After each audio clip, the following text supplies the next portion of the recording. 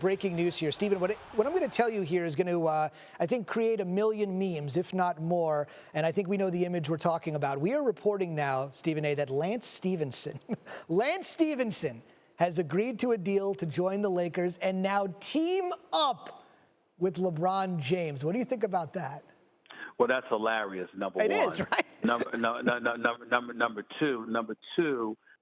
Chances are he won't be blowing in LeBron James' ear this time, and if he was, LeBron James wouldn't mind.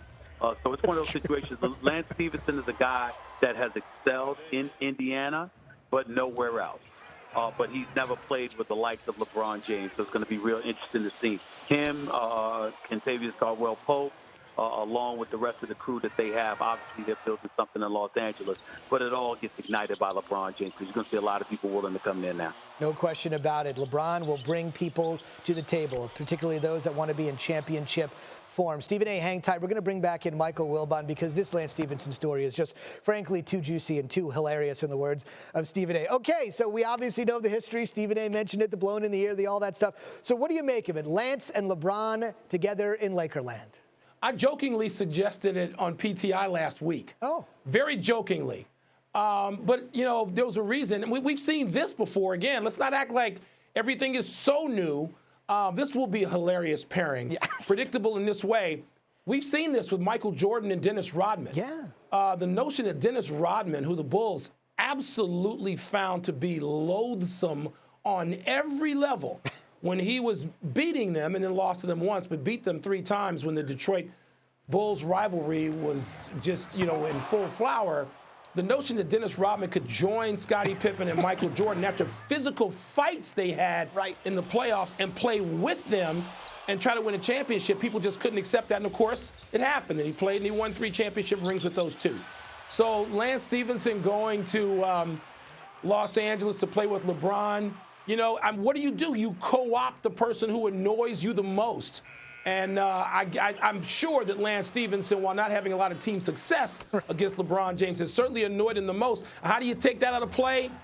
Make him join you. No question. Stephen A., hey, back to you. So let's just say the Kawhi thing doesn't happen by the Monday, Tuesday deadline that you mentioned. Clearly, the Lakers are not going to go into this season currently constituted the way they stand right now on this Sunday, July 1st. Stephen A., we give you the GM hat. I'll make you Magic and Pelinka. What's the next thing they should do?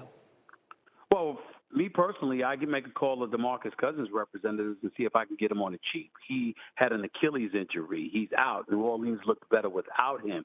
Yes, he is looking to get paid, but he's also looking to position himself to be in a winning situation where he can ultimately capitalize off of it. And certainly he has the potential to be able to do something like that if he were in L.A. And right now he's vulnerable financially. You might be able to get him on the cheap. That's number one. Number two, I'm on the phone trying to get Kemba Walker. I'm on the phone with Mitch Kupchak, a guy that I let go of, no doubt about it. If I'm the Lakers organization, you're going to be hesitant to do business with them, but I'd go after Kemba Walker because I got news for you. This notion that you got to get another max player or you got to get the likes of Kawhi Leonard, you can't assume that the San Antonio Spurs are going to cave. Do I think they're going to have to? Yes, only because Kawhi Leonard is in the last year of his deal, and he's already made it clear to everybody and their grandma that he wants to be in Los Angeles. So because of that, that puts you in a very compromising situation that he's determined to be in L.A. because he'd be a one-year rental for anybody else. The flip side to it is that if you go out there and you get a Kemba Walker or somebody else, I think that could work for the Lakers.